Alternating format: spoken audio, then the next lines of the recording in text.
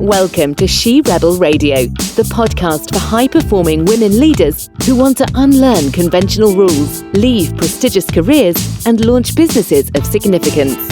Each week, She Rebel Radio brings you insights and advice from women entrepreneurs who transformed their prestige prisons into daring entrepreneurial success stories. Now, here is your host, Lulu Nins. Welcome to episode 42 of She Rebel Radio, how women can use tech to leverage themselves and their businesses with Maxim Cramer. Maxim is the technical coach who helps women entrepreneurs bring their tech plans to life and strategize their apps from ideas to reality. As the founder of her consultancy, Millennia, Maxim is an outspoken advocate on women leveraging tech to build businesses for the future. She's worked on apps that have seen 1 million downloads on the first day and been featured in Apple retail stores across the world. Maxim has been invited to speak at multiple conferences around the world, including events for Google and Facebook, and she was included on the first ever 25 under 25 ones to watch list by UK Social. Maxim is also the host of the Cutting Through Tech podcast. It's amazing to have you here today, Maxim. How are you doing? It's great to be here. I'm doing well, thanks. How are you today, Lulu? I'm good, thank you. I am good. Really looking forward to having this conversation with you today. Yeah, me too. So I'd love to dive straight in and ask why, and I know this is quite a big question, but why so many women feel tech is maybe not available to them and why it can be a hurdle for many of us. Yeah, it's interesting because we see that a lot, I think, and there's numerous reasons, but I think one of the main ones is it really does go back to kind of how we grew up, and not talking necessarily about Gen Z versus baby boomers or like whether or not you grew up with technology, but more with like the tinkering kind of mindset. Just like many of us wouldn't really think to take apart our washing machine or take apart the oven to figure out how it's working. You know, we grow up with computers and now phones and, you know, Facebook and everything else, and we don't necessarily think about how it works. It just so happens that it's useful to know when it comes to technology, maybe more so than the washing machine, which only breaks once every now and then. So we grow up in a way that we don't really question or think about how it's done. So later in life, we can't use that or leverage it to then do interesting things today that happen to be powered with technology. Of course, we do many other interesting things. Yeah, I love that we don't think about how it works, and it doesn't necessarily matter what kind of era we were born in. It's just that we don't think about what goes on underneath the tech to consider how actually important it is in our day-to-day life. Mm-hmm. Yeah, I actually once spoke to a girl at a mentoring event, and she came up to me and she said as well, like, even though she'd used Facebook for ages and stuff, she never even thought that she could make it herself or like program it, if you will. Mm-hmm. And I was thinking that makes complete sense. I don't walk down the street and think, gosh, that's a Starbucks. You know, how would I create Starbucks or McDonald's or like a car or all the things that you're surrounded with? It just so happens I thought technology was fascinating from a young age, but many of us don't necessarily question all of that, and that makes sense, I think. Yeah, and do you think that is something that differs for girls and boys or women and men in terms of how we grow up? I think so. I think, weirdly enough, boys are encouraged to take things apart, to play with stuff in a different way and to figure out why things work that way. I think it sounds old-fashioned, but it really is a lasting kind of culture that still is the case today. I think even now with a lot more gender equality for kids, there is this thing about boys take things apart, they build stuff again, they do the chores around the house in terms of drilling holes or putting up a picture or, you know, putting together the IKEA cupboard, and girls do other kinds of tasks, right? And weirdly enough, tech has always been seen as a very masculine thing as well. So again, more promoted to boys than girls. When you pick up a girls' magazine, all the ones I used to read, at least as a kid, there was no mention of technology in that. No, I don't remember any mention of tech in any of the girls' magazines. Or careers, for that matter. That's also true. Yeah. Absolutely. So what was it that inspired you as a youngster to always be interested in actually going deeper than the surface level of tech and going, actually, how does that work? I'm not quite sure. I just know that I was very curious about a lot of things. I think the human body was one as well. It was like, why does it work the way it does? And I had all of these different books about, organs and lungs and whatever. But also computers. So at some point we had a computer in the household and my parents were using it. I was about 5. And I was like, so curious, like, what are they doing? What are they clicking? What is this? So they kind of showed me that for like 10 minutes. And it just clicked. I was like, oh, okay, I get why it's doing this. I get why it's doing that. And from that moment onward, I was the one almost, maintaining the computer, installing the software. And because I'm quite creative, before you know it, I was making websites, I was making different designs. So started making websites kind of for other people already when I was about 12 or 13. Mm-hmm. I love that. So started maintaining it and then getting creative with it. Basically, yeah. Yeah, interesting. And why do you think, how, if as women, we've not been available to that or switched off from it, how do you feel that limits women with opportunity in business if we're not clear about that and we don't understand how it works or we can't leverage it in our businesses? Yeah, so I think in a bunch of different ways. I think the current situation in terms of COVID-19 shows more than anything that we've become very reliant on technology for multiple things: business, education, food delivery, communication, and closeness with others. And not knowing that kind of component or not leveraging that kind of component in your business is a bit like, not wanting to do finances or budgeting or having any idea of what good cash flow looks like in your business. So unfortunately, you'll be fumbling around the dark a little bit when it comes to being able to use technology to grow your business effectively and kind of compete with what the standard is today. Unfortunately, there's a certain standard that's been set. And we can talk about that a bit more later, but because it's not... The thing that I always find difficult when I talk about this is people often think it's almost quote unquote their fault that they don't know it, which is not true at all. And it also doesn't mean that you're not amazing at so many other things. I've worked with clients who have worked for amazing companies, they quit things like Morgan Stanley and different banks, have a fantastic business plan, are running a brilliant, have a brilliant idea, trying to scale that. It's just the small tech component that they need help with. Yeah. And we all have something like that, right? So, yeah, I compare it often to finance in terms of you might have a CFO or you might have someone else, an accountant, helping you with your finances, but you still set your own revenue goals or your own targets, and you have to have some financial know-how to set those goals effectively. And the same holds for technology. If you want to achieve goals, sorry, go ahead.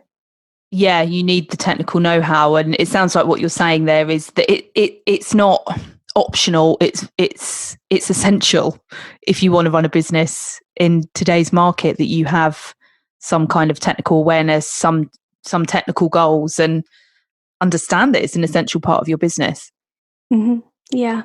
I know for me, spending 11 years in criminal defense, it was, we were starting to, we had CRM systems and things like that, which we didn't when I started. We had handwritten timesheets, which I'm showing my age now. But then we, we had, that was all recorded on computers and stuff. And we were starting to go digital in court and all of that. But I knew there was a whole technical movement going on out there that I didn't know about, and I felt behind on, and that I needed to get out there and learn, because I was going to be left behind. Yeah, and I think that's the part that is so unfortunate, that people almost they get a feeling associated with it, right? Of, I don't know this, I'm behind, and it actually oftentimes it increases the feeling of, I don't want to have anything to do with it, because later in life, right, learning is very different for us than it is when we're kids, because it's much easier to fall and get back up or fail. But when we're adults, you have a certain hesitation. You want to learn things, you want to get better at things, but equally you don't want to mess things up. Yeah. So if there are areas in life that feel unavailable to you or not your forte, you almost put them off, right? And that's the really unfortunate part. Yeah. And do you think, that there is a school of thought that women, and I know from working with women, for the past 5 years, of the perfectionism piece, of being even more reluctant to fail, that's not my thing. I'm just not going to touch it. Not going to go there. Definitely. And what I thought was interesting, actually, in a recent episode of yours, Rachel Cashman was on about psychological safety. And you do need to feel in a comfortable environment to try new things, I think, as well. So you're not criticized, you're not, there's less comparing and criticizing going on, because it's very hard to compete, I think, or your perception of what's going on, of what people actually know. Oftentimes you think people know more than they actually do, right?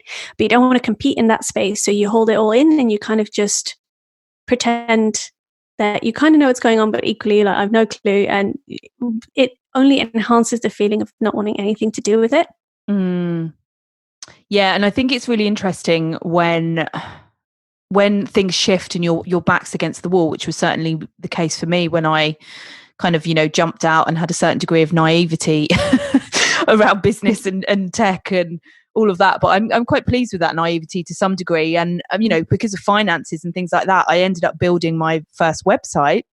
And that was a real, just on Squarespace or whatever, but it was a real, fun and creative project for me. And I felt really accomplished by the end of that, because if someone had told me that, 2 years before, 4 years before, that I would build my own website, I wouldn't have believed that I'd been capable of that.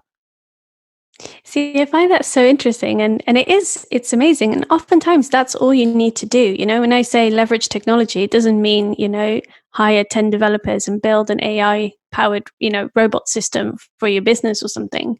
It really is just your website or certain things like that. And I find it interesting you say it yourself. If people would have told you that before, you would have not really believed that you would have done that. Can I ask? Yeah. And feel free to cut this out because you're the interviewer. But can I ask why you wouldn't have believed that you would have done that? Just because I had a whole tech's not my thing, and I had a whole story actually that I wasn't creative, which is hilarious. Because creativity is a massive part of who I am, but because I was, deemed, going through law exams and, I was academic, I wasn't creative. I'm actually far more creative than I am academic, although I have a very good memory. So I was very good at getting through exams. But so I had a story around that I really had to work on. Mm-hmm. That's interesting because, go on. Yeah, no, carry on. That's interesting because I think you're right. That's a story a lot of people tell themselves. Tech is not for me. Mm-hmm. And also what I thought was interesting is, and that's actually the opposite of most people, you believed you weren't creative enough for technology. Most people think tech isn't a creative industry, but it really is. And at the end of the day, it's a tool. It's a bit like a pen, right? And what you make with it is up to you. You can write a book, you can write a poem, you can draw something, you can just literally take some measurements, you can do maths with it. Like, it really adapts to what your strengths and skills are, rather than you having to be a certain way to use it. Yeah, it's designed to be responsive to humans rather than kind of necessarily dictate. Although I have had certain models in my business that's I felt dictated, but I would say as well, it's so important. It was the same for me as a lawyer training to kind of learn from the bottom up, if you like, because you're going to struggle to have a team or instruct people to do things in your business if you don't actually understand the basics of how it works yourself. Yeah, I think that makes complete sense. Yeah, definitely. So why were you so keen, and it's a real focus of your business, to bridge that gap for women and technology? I think it's twofold. I think firstly, if you look at the tech businesses being created today, it still is the case that the majority of them are made by men. Mm-hmm. And I feel like it, even though they are usually inclusive ideas, for example, Uber, everyone needs a taxi. That's not gender specific. But still, because it's mainly set up by men, it has a particular skewed effect on the product that they create. Again, the case of Uber, there have been a lot of complaints of women who haven't felt completely safe in that situation. So then you think, okay, why is it that there are less women-led businesses in the technology space? Turns out it's not because women don't have ideas or because they don't want to run businesses or can't run businesses. Lo and behold, they have tons of amazing ideas. It's just the case that they face more barriers when it comes to adopting technology or scaling or growing with technology. So I am so keen to remove them, because I've had so many of these conversations, like I said earlier, with clients who have fantastic backgrounds, and they're like, I have everything worked out. I just have a question on how to make this app.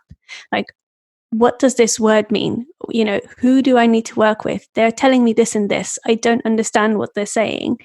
And really, once you just break that down and says, okay, this is the consequence it actually has on your business if you make this choice, suddenly it's like, oh, now that I know what it means, I know what to do, Mm-hmm. And so I'm looking forward to enabling women to create these ideas that they have for a more holistic future, because at the end of the day, technology is going to be part of the future. And if it's only going to be made by men, I think that future is going to be a little bit skewed.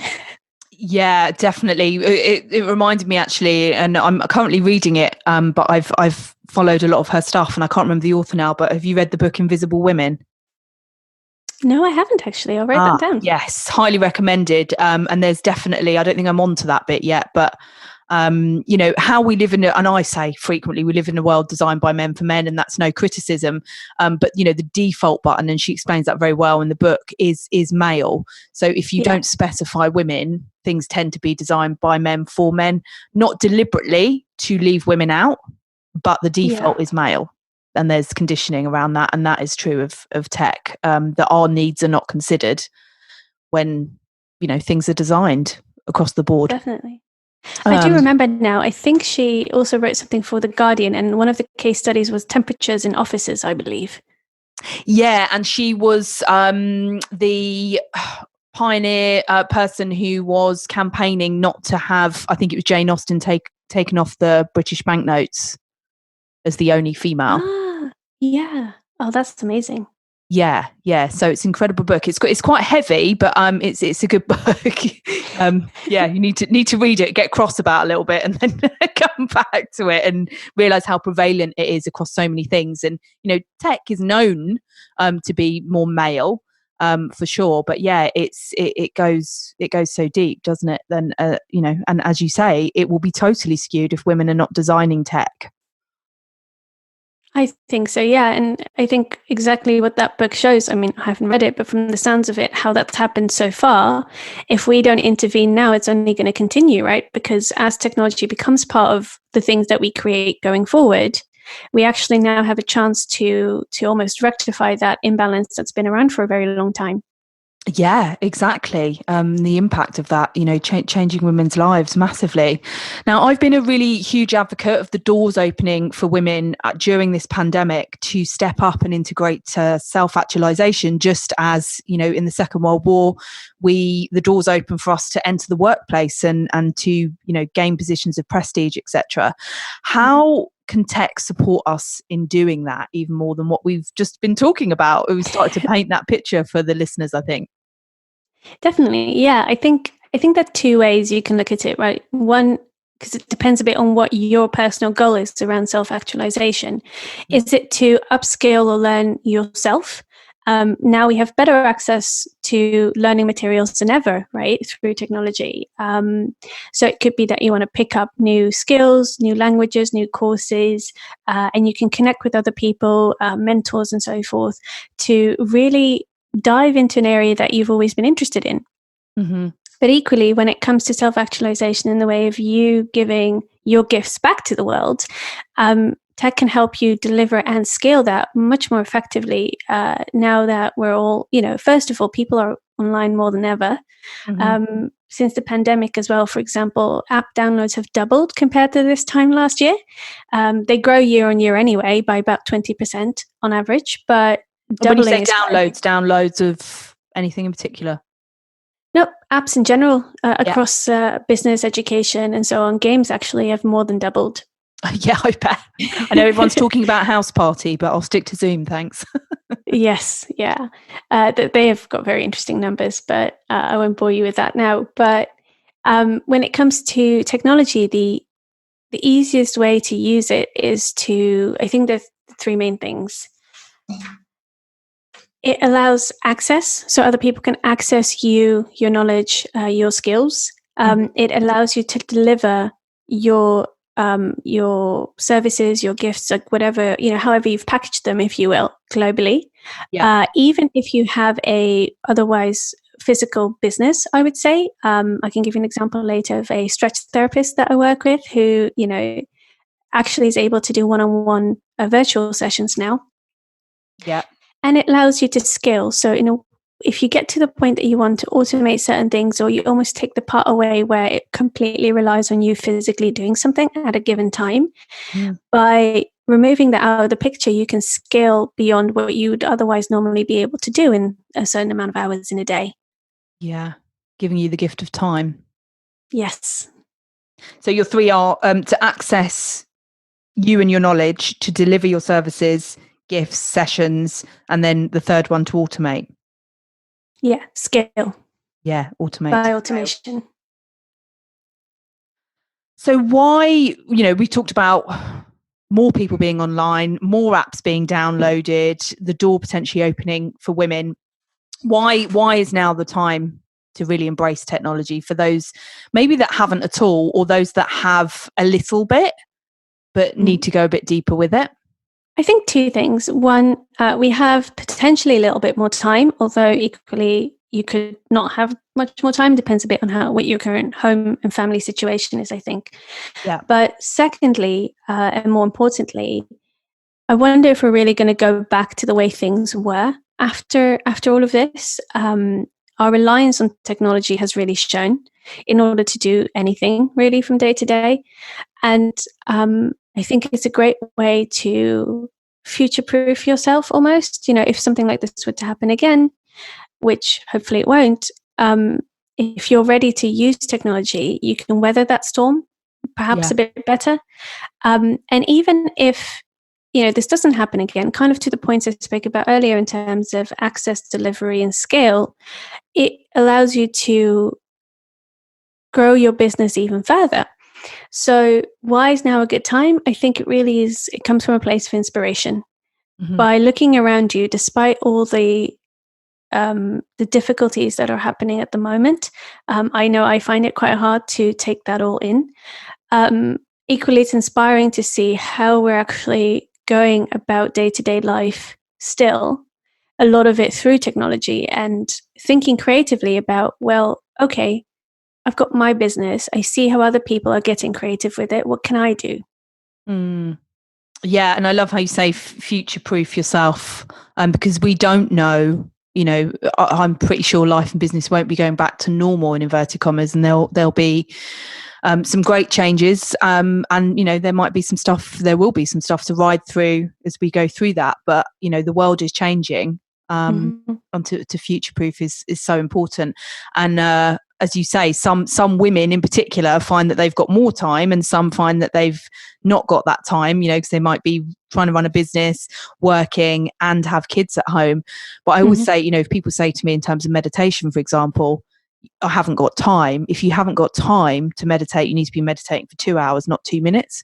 And it's the same with tech. If you haven't got time, you need to be utilising it even more than the people that have got time. Definitely. I think that holds true, because you can actually win back time if you use tech, if you apply it properly to your situation, I'd say. Yeah, absolutely. So, and I always, as always, say that with love to those of you listening, telling me to, it's so important, to give yourself that gift of time. So for those women who want and need to bring tech into their business startup idea, or maybe they've got a current business model, and as you say, they want to improve access, delivery and scaling of their services, what would your top 3 tips be? So it's actually quite tricky because it really depends on how far along you are. Yeah. But Bit of a broad question. Yeah, so I think those 3 categories still very much hold, right? So access, you can analyze how can people already find you currently? Are you on the right social media platforms, or do you have a good website? And also when people get on there, can they actually get in touch with you? I think an interesting area to look at, and it's called UX design, user experience design. It's a type of design that really thinks about usability of services and products. It goes all the way from physical things like door handles to a website. So if someone lands on your website where you offer your gifts, your services, can they actually find out what to do next? Yeah. And how to get in touch with you? So maybe just a small project even, and analyzing that and making that as clear and as effective as possible. Too many options, for example, will often distract people, and it becomes more difficult for them to take that next action. Then around delivery, I think this is, a lot of people have already become quite creative around delivery, and everything is Zoom nowadays.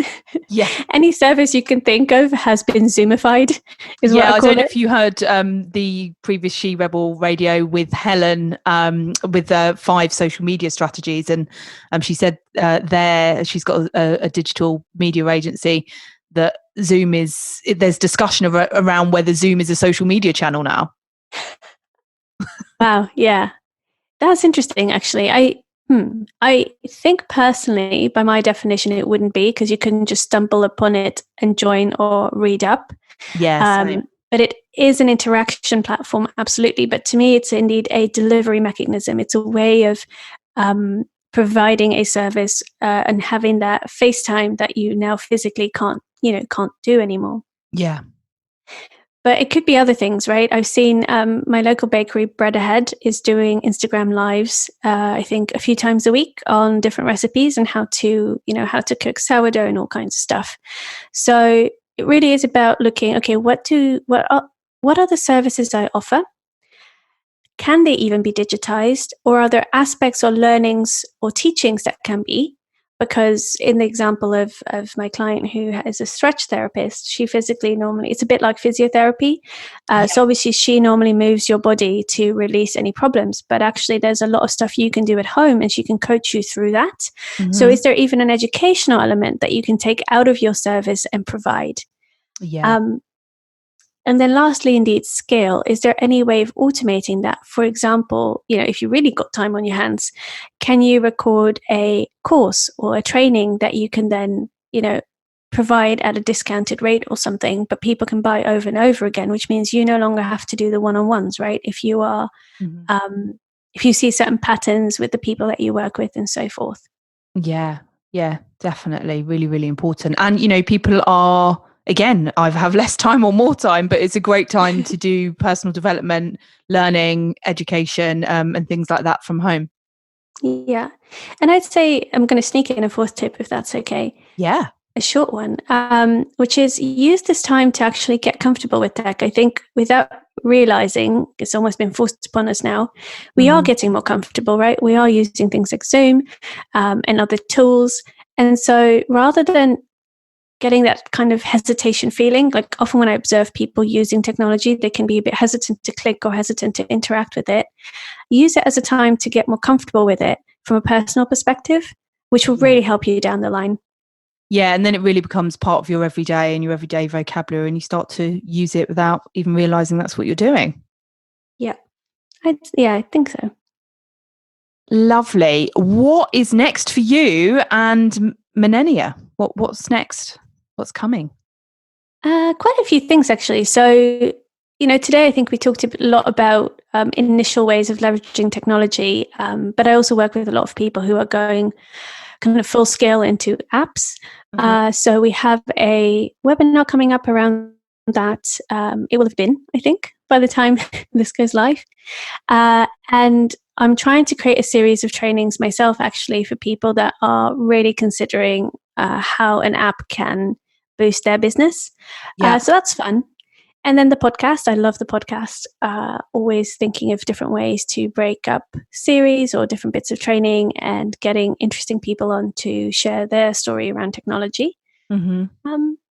And also trying to keep myself from going a bit crazy. I think technology is great. I'm the first one to say that, but a digital detox is also so important. At the end of the day, it is a tool. It's not your life. It's not, your phone is not friend or your family. It's a tool to contact them. So having enough time away from it, I think is good as well.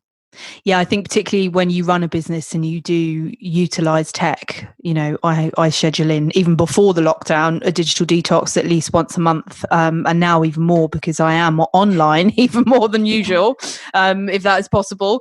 And those digital detoxes are so needed. And then you come back really fresh and ready to use it again and to learn more and all of that. So that's a great last bit of advice. I'm glad to hear. Yeah, I love them myself as well. Especially for me, as I used to develop apps, I really had to take a break from them as well. Like as often as probably 2-3 times a month, like at least 2 days. Yeah. Read a novel, do some colouring in, go for a walk. Amazing to have you, Maxim. Have an amazing rest of the day, and thank you for all your nuggets of wisdom that you have shared on this episode. Thank you so much for having me. It was an absolute joy. And cheers. Thank you so much for tuning in to She Rebel Radio. And as we stated at the outset of this episode, psychological safety is crucial for women who are finding more meaning and significance in the self-actualization process. So before you go, I wanted to make sure that you check out the 3 Keys to Self-Actualization self-study course, which is available for you right now. Unprecedented times is a call for unprecedented women, and this is the time where more women are needed to step up and into their full potential. During the 4-week course, I share how to unlock the doors keeping you stuck in prestige rather than moving into self-actualization and your higher purpose.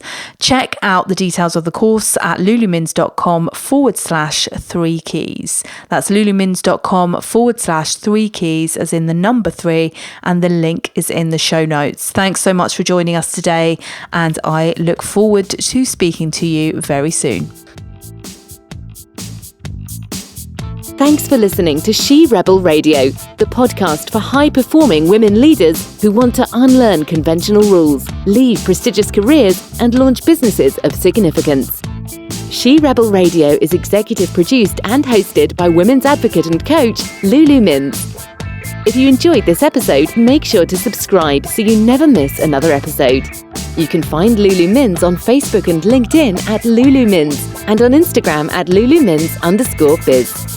Until next week, keep rebelling against the rules and designing success your way.